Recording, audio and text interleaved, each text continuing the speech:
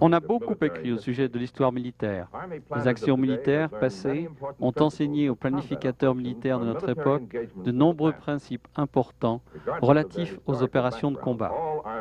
Quelle que soit leur histoire et leur expérience, toutes les armées étaient confrontées à un problème commun. Comment apporter aux soldats ce dont il avait besoin pour remporter sa bataille quand il en avait besoin. Alexandre le Grand se préoccupe du ravitaillement de ses corps expéditionnaires déployés à travers la Grèce, l'Asie mineure et le nord de l'Inde. Le succès des campagnes militaires d'Alexandre le Grand tient en grande partie au fait qu'il parvient à occuper la côte méditerranéenne de la Palestine et de la Syrie. Ces étendues côtières lui servent de base de ravitaillement, ou dépôts comme on les appelle aujourd'hui.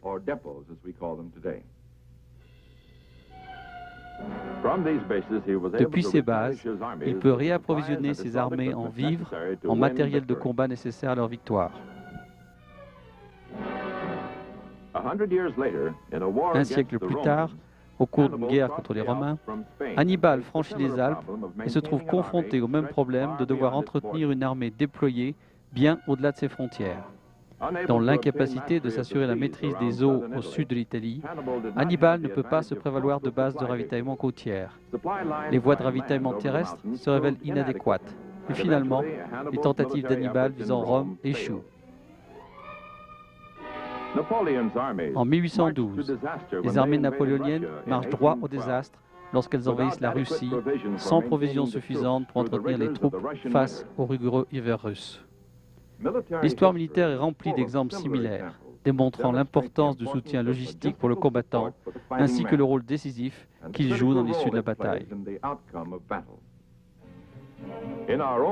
Plus proche de nous, historiquement, les opérations militaires américaines au cours de la Seconde Guerre mondiale intègrent un soutien logistique très conséquent dans le Pacifique comme en Europe. Pendant la Seconde Guerre mondiale, la planification logistique revêt une complexité et une ampleur immense, avec des troupes en nombre considérable, combattant dans tout type d'environnement, à des milliers de kilomètres les unes des autres.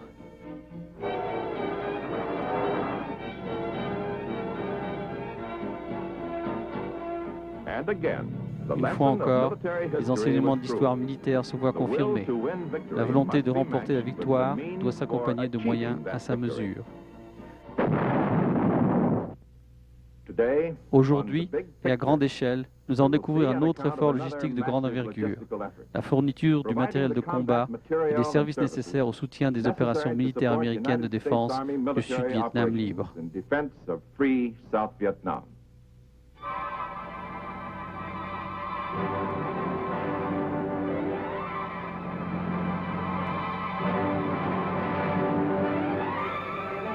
Les secrets de la victoire.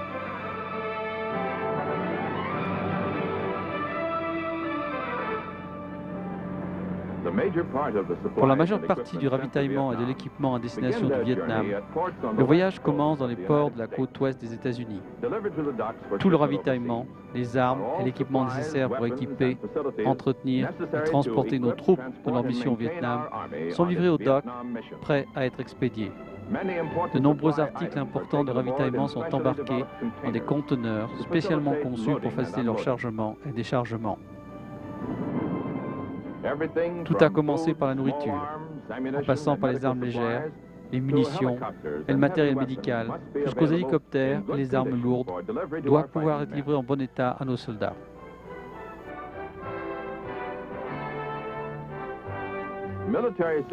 Le ravitaillement militaire et les équipements entrent au Vietnam par différents ports et zones d'atterrissage. Les ports principaux sont Saigon, Newport, Quidong, Da Nang et Cam Ranh Bay. Le matériel est transporté vers l'intérieur du pays à partir des ports et des régions côtières jusqu'à des zones plus proches des zones de combat où des dépôts de ravitaillement ont été établis. Avec la croissance rapide des effectifs militaires américains au Vietnam en 1965, les encombrements dans les installations portuaires de Saigon se traduisent en une accumulation pouvant atteindre 40 navires à la fois dans le port en attente d'un endroit pour décharger.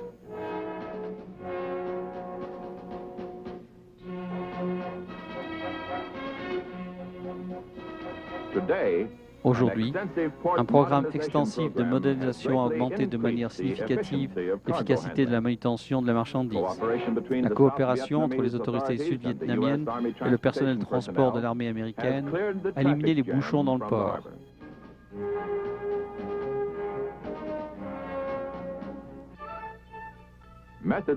Les méthodes de déchargement ont été améliorées par une étude approfondie des techniques de gestion des terminaux.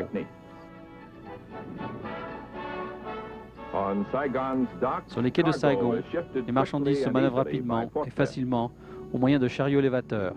Parce que des envois commerciaux et humanitaires arrivent également à Saigon, les installations portuaires sont toujours très surchargées. Chaque mois, on décharge ici en moyenne plus de 200 000 tonnes de cargaisons militaires et autant de cargaisons commerciales.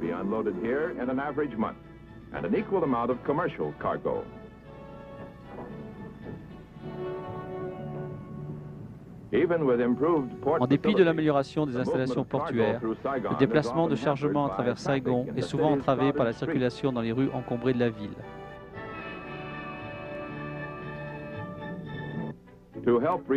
Afin de remédier aux difficultés logistiques de Saigon, on a construit une station de transport de Newport à 4 km en amont de la capitale. Il y a 4 embarcadères pouvant recevoir des cargos de grand tonnage. Les équipements et approvisionnements arrivent ici en provenance de divers dépôts militaires américains. Cependant, c'est à Cam Ranh Bay, un port du sud de la mer de Chine, que toute l'ampleur de l'intensification des efforts logistiques de l'armée américaine s'illustre de la manière la plus spectaculaire. En 1965, ces rivages ne sont qu'un désert de sable. Les ingénieurs de l'armée se voient confier la tâche de transformer cet endroit en une base principale de services et d'approvisionnement. Il faut tout construire, tout ce dont on aura besoin pour un soutien total des soldats et des combats. Un type particulier de ponton est installé, c'est le DeLong Pier. Ce dispositif ressemble à une plateforme en forme de longue péniche, soutenue par des pylônes en acier enterrés dans le fond de la baie.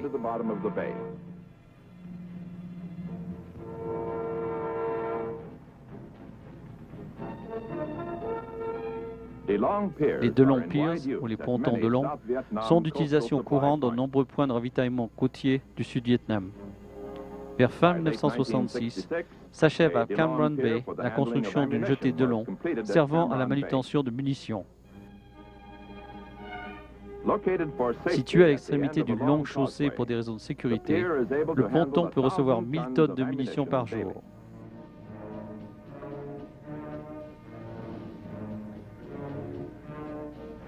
Les munitions en provenance des États-Unis sont transportées aussi vite que possible par voie terrestre, maritime et aérienne, jusqu'aux diverses zones de combat.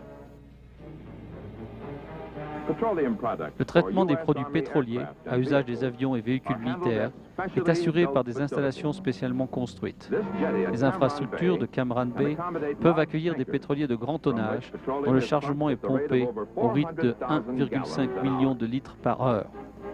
À quelques kilomètres de là, dans les terres, le pétrole est accumulé dans un réservoir pour être distribué quand nécessaire. Un certain nombre d'unités, chargées de l'entretien général, s'occupent de l'équipement militaire. Le mot d'ordre est ici d'inspecter et de ne réparer que si vraiment nécessaire. L'objectif est de retourner son équipement à l'unité de combat dans le délai le plus court possible.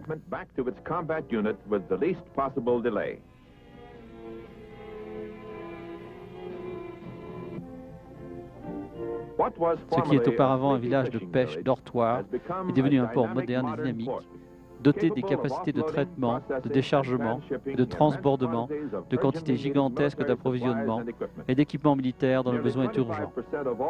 Près de 25% de tout l'approvisionnement militaire qui entre le pays est fait ici. Le développement remarquable des capacités d'approvisionnement et maintenance de Cam Ranh Bay est un exemple typique des efforts logistiques intenses de l'armée américaine à travers le Sud-Vietnam.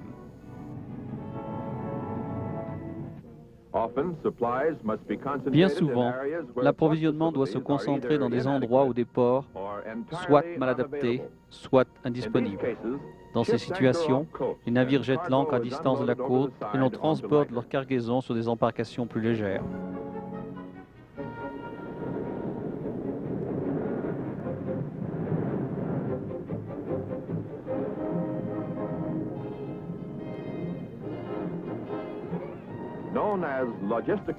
Cette méthode de transport du matériel, connue sous les termes opération logistique de rivage, apporte une flexibilité considérable aux activités de ravitaillement de l'armée.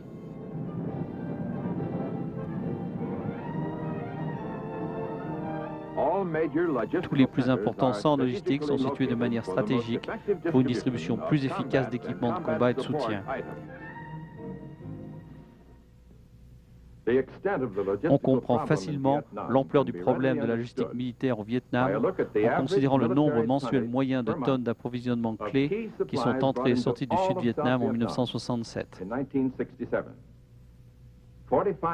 45 000 tonnes de munitions, 60 millions de tonnes de pétrole, 10 millions de tonnes de rations alimentaires, dont la majeure partie de loin est transportée par bateau. À ceci viennent s'ajouter les tonnes de cargo militaire général, y compris les armes lourdes, les véhicules et équipements qui doivent être entreposés, entretenus, distribués et réparés. Comment l'armée fait-elle pour suivre la trace de cet afflux énorme d'équipements de combat onéreux? Une fois atteint la côte, comment l'approvisionnement est-il acheminé jusqu'aux soldats dans les rivières et les terres hautes du centre du Sud-Vietnam? Et qu'en est-il des nombreux services de soutien de première nécessité si cruciaux à la mission de l'armée? Les réponses à toutes ces interrogations se trouvent dans la planification et l'organisation soigneuse de nos installations logistiques dans le Pacifique. Jusqu'en 1967, ces installations situées à Okinawa, le quartier général du 2e commandement logistique, constituaient le centre de triage pour les approvisionnements et équipements à destination du Vietnam. Cependant, des besoins logistiques accrus et urgents nécessitaient l'expédition directe des équipements de combat indispensables au Sud-Vietnam pour un déploiement plus immédiat. La majeure partie de l'entretien important des équipements militaires s'effectue encore à Okinawa. Une installation de traitement automatique de données s'occupe des réquisitions des unités de combat au Vietnam à l'intention des fournisseurs aux États-Unis.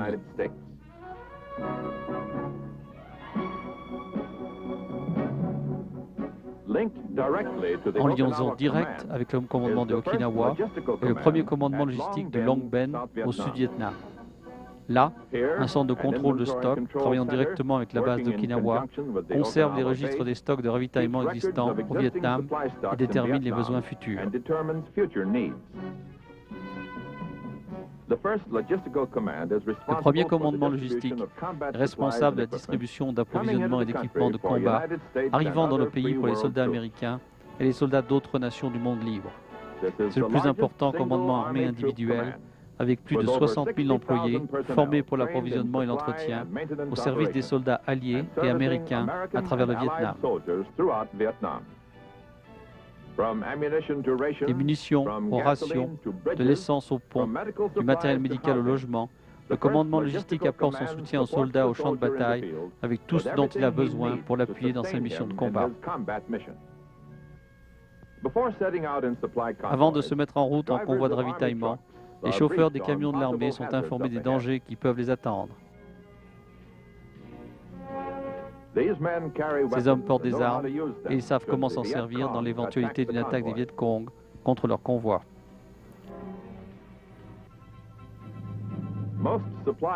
La plupart des approvisionnements sont transportés par camion depuis les dépôts jusqu'aux zones de soutien étrangères, aussi près que possible des zones de combat. La condition des routes vietnamiennes n'est pas toujours à la hauteur de la tâche. Il y a de nombreuses zones de combat qui ne sont pas accessibles du tout par les véhicules. En l'absence de route d'accès, les hélicoptères atterrissent sur les zones prévues à cet effet et apportent les précieuses cargaisons.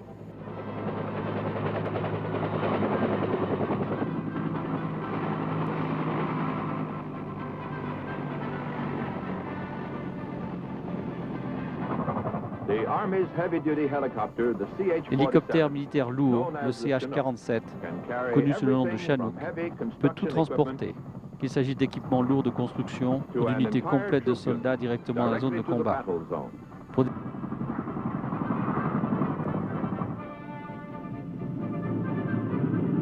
distances plus importantes, les avions cargo font le voyage des dépôts jusqu'aux pistes d'atterrissage de soutien étrangères lorsqu'elles sont disponibles.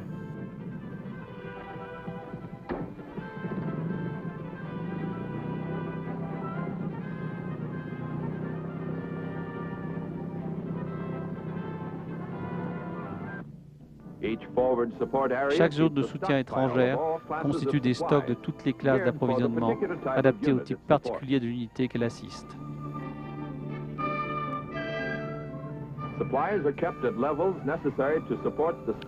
L'approvisionnement est maintenu au niveau nécessaire au soutien de la vitesse et de l'intensivité de la mission de cette unité.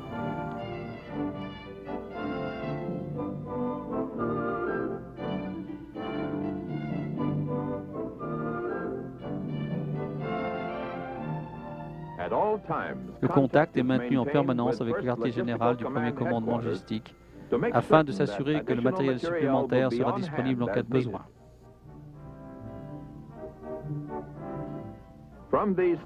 Les unités pourront puiser dans ces stocks, conservés à proximité des zones de combat, ce dont elles ont besoin pour continuer à lutter contre l'ennemi. Tandis que l'essentiel de ce qui fait la force de nos troupes peut être livré par voie terrestre ou par avion dans les régions du delta au sud constituées en grande partie de marécages, le soutien logistique doit bien souvent s'effectuer par les voies d'eau. Un navire de guerre transporte les hommes au combat ainsi que le matériel dont ils ont besoin immédiatement. Des navires de guerre, des péniches, ainsi que d'autres navires sont utilisés dans les voies d'eau navigables pour apporter les ravitaillements et équipements aux soldats. Tout ce dont le soldat a besoin pour faire son travail circule sur l'eau. Les plateformes de tir flottantes ne sont que l'une des nombreuses installations de soutien logistique qui doivent être fournies aux soldats du fleuve.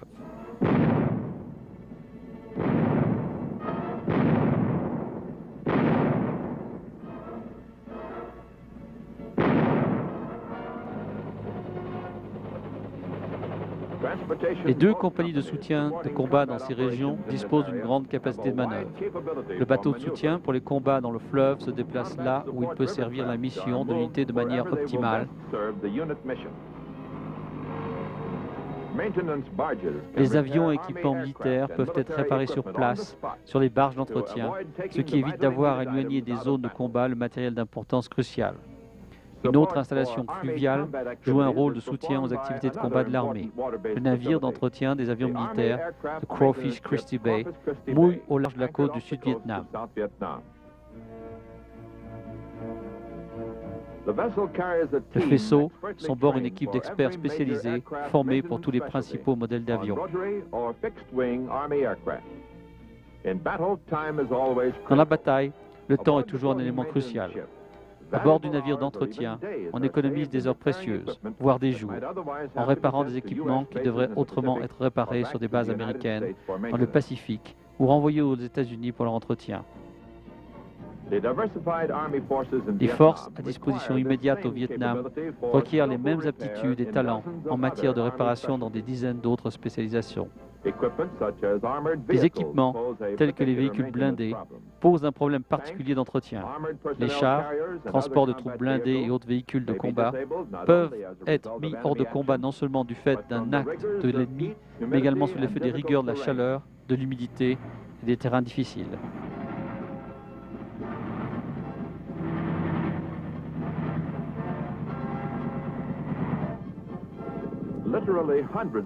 Il faut entretenir sans attendre, littéralement, des centaines d'éléments de combat indispensables, du plus petit au plus grand, et les tenir prêts pour le combat ou les réparer rapidement pour qu'ils le soient.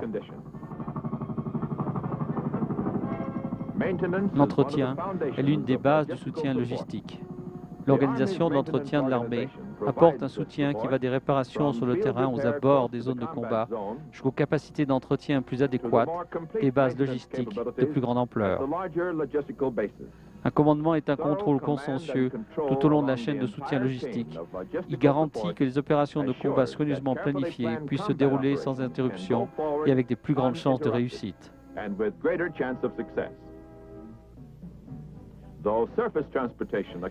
Bien que le transport par voie terrestre soit responsable de la majorité des mouvements de ravitaillement au Vietnam, le pont aérien revêt une importance cruciale pour acheminer les pièces de rechange indispensables jusqu'à leur destination. À la base aérienne de Tu Sin Ninh, en dehors de Saigon, l'opération Red Ball Express accélère l'approvisionnement en pièces de rechange pour des équipements militaires de toutes sortes.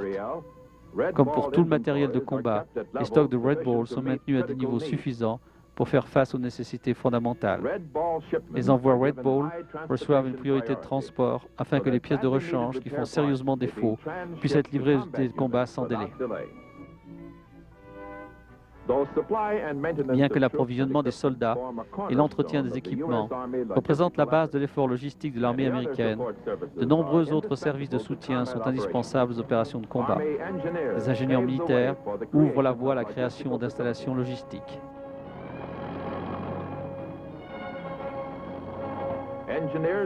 Les ingénieurs ont développé des méthodes nouvelles et plus efficaces pour dégager les zones de jungle, pour les zones d'atterrissage pour hélicoptères ou les pistes d'atterrissage pour les avions militaires. Il est particulièrement important de créer des clairières dans la jungle afin de minimiser les possibilités d'embuscade dans des zones où nos troupes mènent des opérations de combat.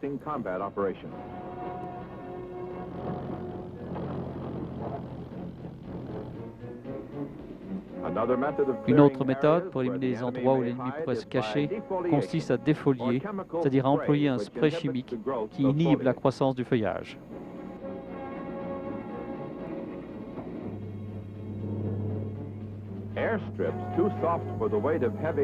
Les pistes d'atterrissage n'étant pas assez dures pour supporter le poids de gros avions, elles doivent être recouvertes avec des surfaces synthétiques conçues spécialement.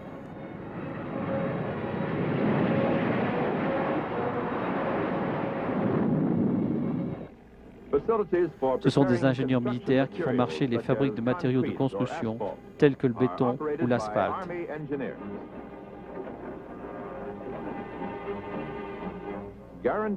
Garantir des provisions suffisantes d'eau potable pour les soldats est une des responsabilités importantes incombant aux ingénieurs. Dans les usines de purification d'eau, l'eau que nous accumulons est testée de manière continue. Avec des soldats dans des régions isolées, difficiles d'accès et souvent sous les tirs de l'ennemi, nourrir nos troupes au Vietnam est un problème logistique difficile.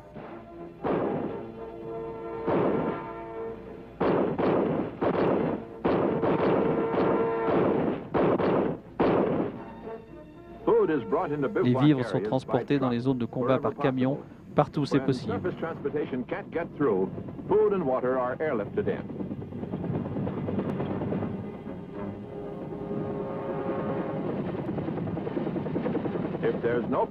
Là où les transports terrestres ne peuvent aller, les vivres et l'eau sont acheminés par les airs. S'il n'y a aucun endroit pour se poser, la nourriture est parachutée au-dessus des unités de combat. Lorsqu'ils sont dans le vif de la bataille, les soldats reçoivent des rations de combat qui sont composées de repas complets et appétissants qui peuvent se manger chaud ou froid. De nouvelles méthodes de traitement et de conservation de la nourriture fraîche pour les troupes sur le champ de bataille font l'objet de développement constant.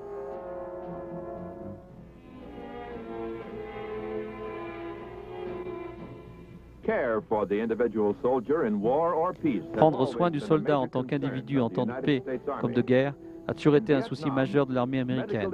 Au Vietnam, l'évacuation sanitaire des blessés peut nécessiter un soutien logistique spécialisé en termes d'équipement et de méthode. Ce treuil de sauvetage permet de hisser un soldat blessé hors de la jungle au moyen d'un siège adapté spécialement.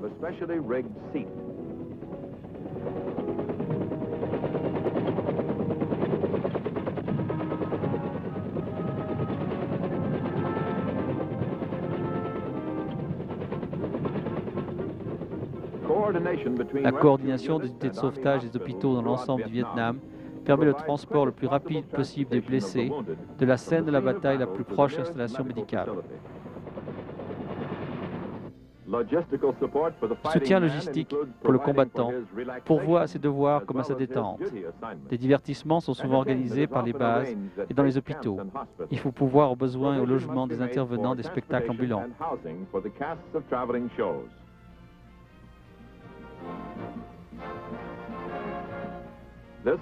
Cette compagnie d'artistes a pour vedette Martha Raye et une représentation spéciale au 2e hôpital militaire chirurgical au Vietnam.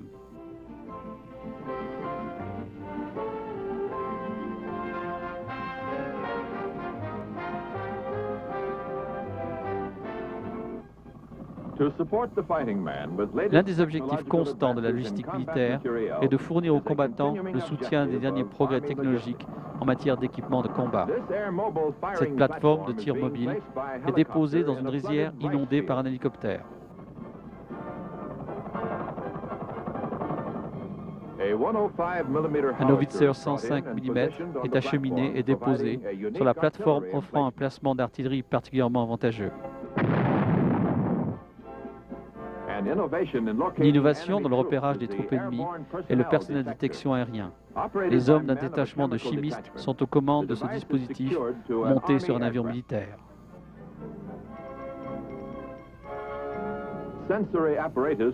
Un appareil sensoriel sur le détecteur indiquera la présence des troupes hostiles dans les zones sur lesquelles se portent les soupçons. De nombreux nouveaux appareils et concepts relatifs au combat et au soutien font l'objet de tests et de démonstrations dans des conditions de combat réelles. Inévitablement, la réussite sur le champ de bataille dépend d'un soutien logistique complet dans chacune des phases des opérations de combat.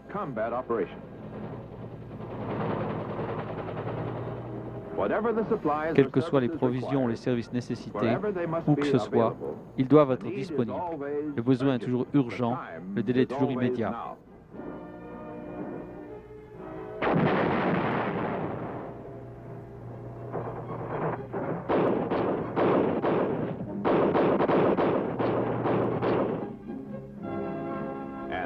Une armée derrière l'armée. Le personnel qui épaule nos soldats grâce à l'approvisionnement, l'entretien et le service sont indispensables à notre effort militaire. Ils représentent en fait le pipeline de notre victoire.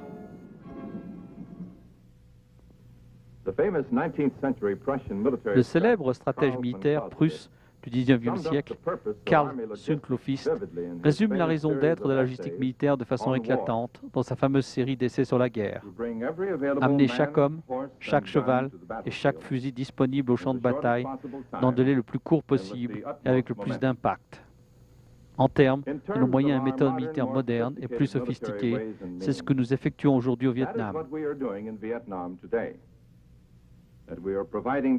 Le fait que nous apportons un soutien total au combat est démontré par ce fait révélateur. Aucune opération de combat américaine n'a jamais subi de retard ou a été annulée pour raison d'absence de soutien logistique.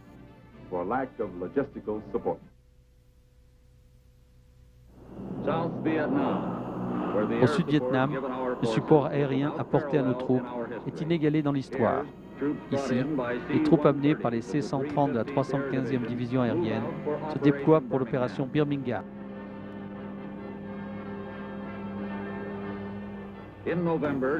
En novembre 1966, le général William Westmoreland, commandant de l'assistante militaire Vietnam, fait parvenir un message à la 7e d'aviation basée à Tong Pha Nuc. La performance de la 7e d'aviation concernant la satisfaction des besoins du pont aérien au Vietnam l'année passée est remarquable. Le déplacement rapide et opportun des troupes et de l'approvisionnement a rendu possible la fondation de notre initiative et imposé une pression constante sur l'ennemi. Le commandement dans son ensemble se joint à moi pour vous présenter ses remerciements et félicitations pour un travail bien fait. À Platou, un C-141 arrive pour opération Blue Light. Des C-133 figurent également parmi les avions qui participent à ce mouvement aérien stratégique. Les troupes de Hawaï qui a lieu en début d'année.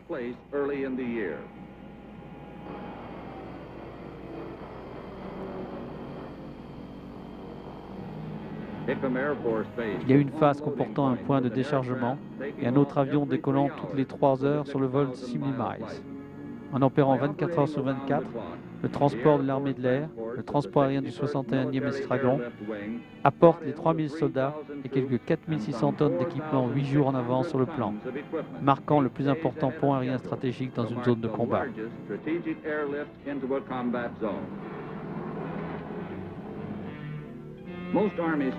La plupart des camps des forces armées spéciales dans des villages isolés à travers le Vietnam doivent compter sur les parachutages pour leurs vivres et leur équipement. Les forces spéciales de l'armée confirment l'autorisation alors que le C-133 s'approche pour le parachutage. Les habitants du village ont également besoin de nourriture, de riz, choux, poissons et soja qui viennent s'ajouter aux provisions de nos troupes. Et pour finir, la viande du bétail.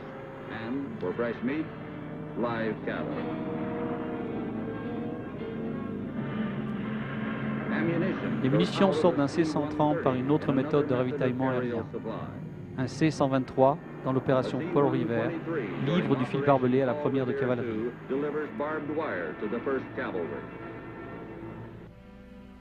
La nouvelle base aérienne de Cam Ranh Bay, opérationnelle au début de l'année 1966, est caractéristique de la croissance des installations de l'armée de l'air en Asie du Sud-Ouest. Les ingénieurs de l'escadron Red Horse de l'armée de l'air ont collaboré avec les ingénieurs des autres forces ainsi que du personnel civil dans la construction de la base. De nos jours, les ingénieurs de l'armée de l'air sont occupés à l'amélioration des installations existantes et à l'addition de nouvelles bases, tandis que Cam Ranh Bay, comme d'autres bases en Asie du Sud-Ouest, continue son expansion nécessaire au soutien maximum de la mission de l'armée de l'air. Août 1966. Les équipements et matériaux sont déchargés près du village de To Long pour commencer la construction d'une nouvelle base aérienne environ 55 miles au nord de Cam Ranh Bay, baptisée opération Turnkey, opération clé en main. Ce projet va marquer une nouvelle approche de la construction de l'armée de l'air au Vietnam. L'armée de l'air emploie l'entrepreneur responsable de la livraison de tous les équipements, la main-d'œuvre et les matériaux sur le site ainsi que la construction de la base. Pour l'ingénierie, toute la construction est placée sous la direction des ingénieurs civils de l'armée de l'air. À la mi-novembre 1966, 45 jours en avance sur le planning, la base aérienne de To Long entame les opérations initiales. La sécurité est une manière de vivre au Vietnam.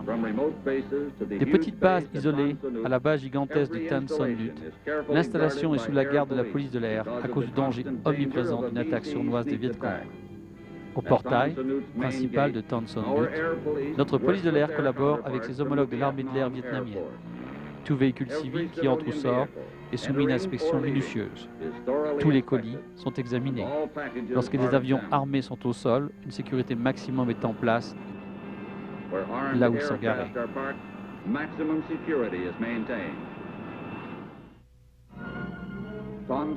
Tan Son Nhut.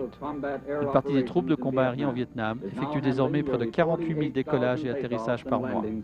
Pour la tour de contrôle, il s'agit en moyenne de 1600 mouvements par jour, concernant environ 30 types d'appareils différents. Les C-135 du commandement militaire du pont aérien, le Beaver, l'avion utilitaire, l'Air Force E-123 Divider, le Hercule C-130, les cargaisons immenses du géant C-133. Les avions de ligne sous contrat ajoutent au déplacement de personnel militaire. D'autres, tels que cet Argus C-144 de fabrication canadienne, font la livraison du matériel. Les C-141, la cargaison précieuse, ramènent des blessés américains dans des hôpitaux en 25 heures. Les avions de combat, apportant des pièces d'artillerie au combat et les avions ayant été endommagés par la bataille, viennent s'ajouter à cette activité pendant les opérations de sauvetage et de prévention du feu très complexes. Lorsque la tour appelle la caserne des pompiers, la réponse est immédiate. Bien que l'incident puisse se résumer à un fuel renversé, le soldat du feu considère chaque appel comme une urgence. La division de protection du feu se compose de 56 engagés volontaires de l'armée de l'air. Sous leurs ordres, les chevaux qui portent les pompiers et leur kit de suppression du feu et les amènent directement sur le lieu de l'urgence. Dans une journée ordinaire, l'équipe de secours de Tan Son Nhut répond à environ 6 urgences concernant des avions. Ces urgences vont d'une défaillance mineure d'avion à des dommages considérables subis au cours d'un combat pour les services d'accident. Pour les services de secours responsables en cas d'incendie et de l'atterrissage forcé, ainsi que les autres fonctions qui appuient les missions de l'armée de l'air en Asie du Sud-Est, les opérations se déroulent quelle que soit l'heure ou les conditions météorologiques. Voici la mousson estivale, ces vents de l'océan Indien qui souffrent de mai à octobre approximativement et qui apportent plus de 80% des précipitations annuelles du Sud-Vietnam. Bien que les précipitations puissent atteindre près de 450 mm en un seul mois, le travail peut se poursuivre comme d'ordinaire. L'entretien s'en trouve gêné mais pas impossible. On ravitaille les avions au carburant et en munitions avant leur prochaine mission. Les photos de reconnaissance sont déposées au laboratoire où elles sont développées puis soumises à l'analyse d'interprètes photographiques. L'un des nombreux interprètes photographiques compte parmi eux un diplômé de l'Air Force de la promotion 63, le lieutenant Brant Turzin, originaire de Chicago. Environ 260 diplômés de l'Air Force Academy sont actuellement stationnés en Asie du Sud-Est et dans le Pacifique Sud, apportant leur soutien à nos efforts. Le lieutenant Gene Cosina, un diplômé de 1962, originaire de Bakersfield, est désormais un officier instructeur dans les services de renseignement affecté à la 7e division de l'aéroport de Towson Nutt. Le pilote MC-123, capitaine Charles, un diplômé de 1960 avec le 310e escadron commando aérien de Dati.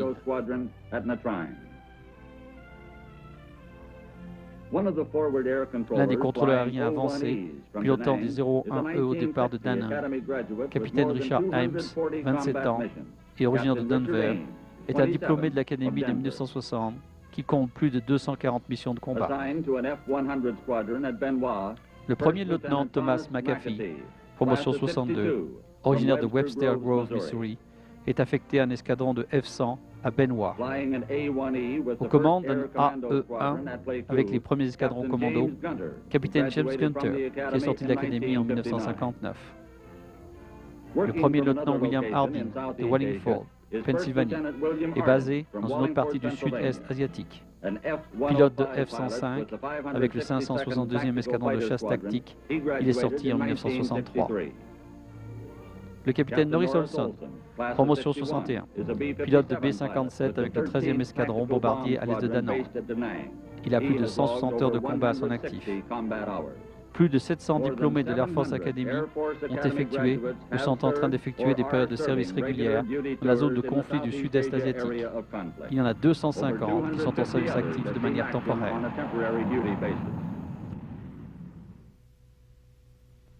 Dans le cadre de l'effort majeur de construction à Cam Ranh Bay, les ingénieurs de l'armée américaine construisent quelques entrepôts d'un nouveau genre. Le 15 janvier, les ingénieurs préparent un moule dans lequel on verse le béton pour créer des fondations.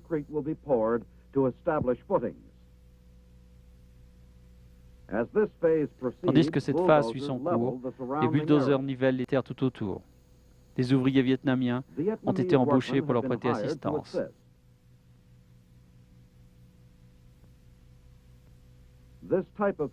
Ce type de bâtiment offre une grande capacité d'entreposage. En l'occurrence, la construction de cette structure de 660 mètres sur 835 ne requiert qu'une quantité minimale de matériaux. Ceux-ci présentent néanmoins la force et la durabilité nécessaires pour supporter les vents violents et les pluies importantes qui affectent couramment la région. Les poutres et poutrelles de soutènement sont solidement fixées. Dans les derniers stages de construction, on utilise de longues tôles ondulées en métal inoxydable pour recouvrir l'entrepôt. Ce matériau de couverture, peu épais, mais résistant, permet l'utilisation de structures beaucoup plus légères, ce qui économise à la fois du temps et de l'argent. La rapidité de construction permet à l'armée de fournir des locaux d'entreposage très importants dans des délais très courts.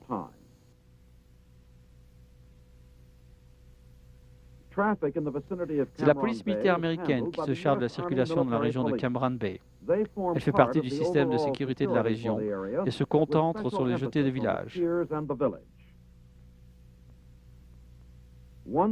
L'un des endroits qu'elle patrouille est la haie de barbelés qui délimite l'installation militaire. Les étals des marchands sont installés contre les fils barbelés. Aux heures de marché, les ventes s'effectuent directement à travers les fils barbelés. Un avertissement coréen prévient que l'accès est interdit au-delà des fils. Un panneau américain délivre un message similaire informant les soldats que l'accès de Cam Ranh leur est interdit. Ils utilisent des jeeps pour patrouiller la route et les terres dans leur juridiction. Le 28 janvier 1966, des bateaux cargo sont amarrés à Cam Ranh Bay en attente d'être déchargés. Le déchargement et l'entreposage de matériaux est pris en charge par les unités logistiques et de transport dans le port. On a recours à des camions remorques de 5 tonnes pour accommoder le volume. Les camions vides font marche arrière pour se positionner de telle manière à ce qu'ils puissent partir dès qu'ils sont pleins sans avoir à manœuvrer. Des palettes entières de rations de mer sont extraites de la cale des navires et transbordées directement sur le camion.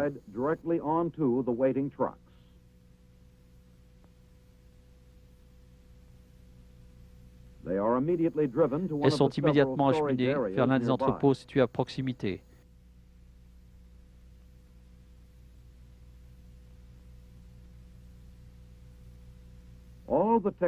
Toutes les techniques de manutention, les équipements mécaniques les plus modernes permettent d'accélérer le déplacement. Le mouvement de l'approvisionnement qui arrive en volume est très important.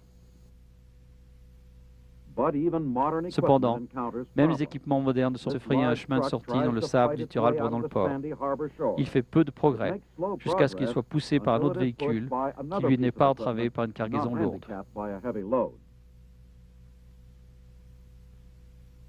Les ingénieurs de l'armée américaine apportent des améliorations au port de Cam Ranh Bay. Pour ce projet, ils doivent œuvrer sur un radeau constitué de 2 embarcations solidement arrimées l'une à l'autre. Ce projet consiste à installer une pipeline sur l'eau. On a besoin de cette canalisation pour évacuer les eaux usées plus à l'écart. On improvise, sur place, les méthodes permettant d'accomplir cette tâche difficile. La canalisation est mise en place par des hommes qui doivent simultanément maintenir l'équilibre sur le bateau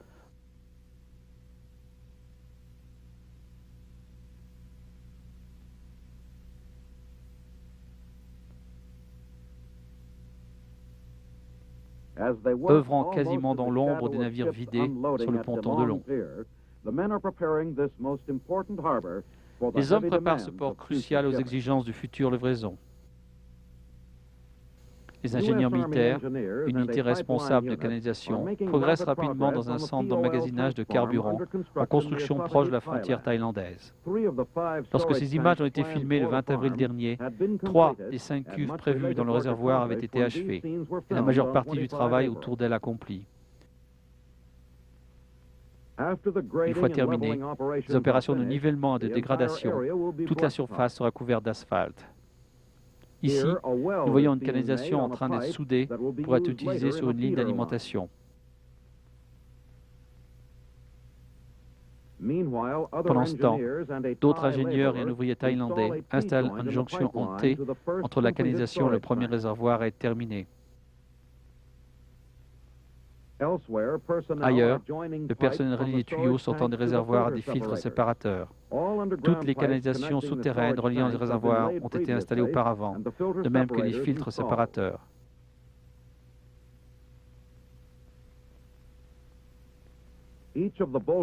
Chacun des réservoirs en acier pourra contenir 10 000 barils de kérosène. La construction du 4e réservoir a commencé et les fondations du 5e ont été posées. L'achèvement des travaux est prévu pour le 25 juin, soit environ 4 mois après leur commencement. Le terminal postal de Saigon, sur la base aérienne de Cam Tan Lut, est la porte d'entrée et de sortie principale du courrier au Vietnam, traitant les tonnes de courrier chaque jour en provenance et à destination de toutes nos unités militaires en zone de combat. Sidney Cook, capitaine de l'armée de l'air, révèle le fonctionnement de cette installation, qui est l'une des plus importantes opérations portales du monde.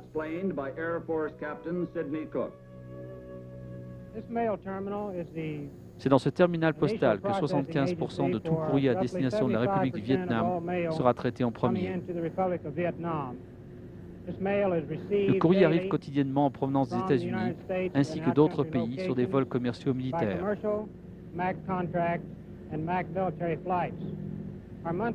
Notre volume mensuel se chiffre aux alentours de 6 ou 7 millions de kilos de courrier traités. Non seulement ce terminal traite 75% de l'ensemble de la poste aérienne qui entre dans le pays, mais nous traitons à peu près la même quantité de courrier à destination de l'étranger.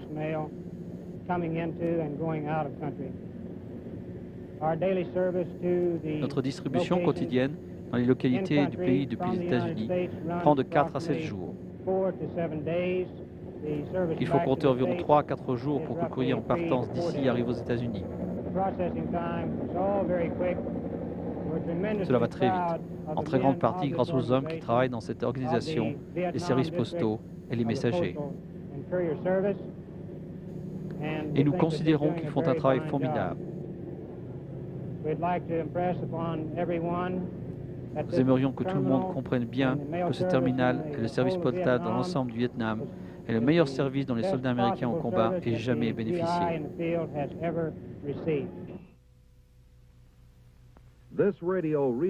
Cette station de relais radio, située à Bung Tao, avec vue sur l'embouchure du fleuve Saigon, fait partie d'un réseau en expansion progressive de stations de radio qui se développe dans le sud-Vietnam.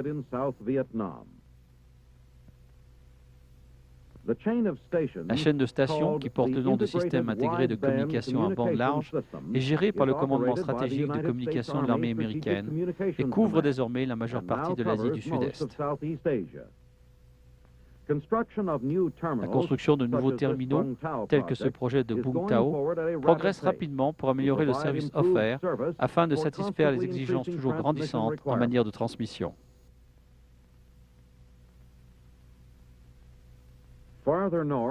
Plus au nord, sur la côte du Sud-Vietnam, à Nha Trang, des travaux ont commencé sur un autre site. Comme beaucoup d'autres, ces stations émettent depuis un camion. Un nouveau bâtiment sera construit pour abriter les nombreux équipements nécessaires à l'entretien de la station. Ces stations vietnamiennes, qui font partie du réseau sud-asiatique, traiteront des transmissions parlées de données et de messages. À Pleiku, 385 km dans les terres au nord de Saigon, la nouvelle station de radio IWCS est en train d'installer de grands réservoirs de fuel qui alimenteront de manière plus efficace les groupes électrogènes de cette station.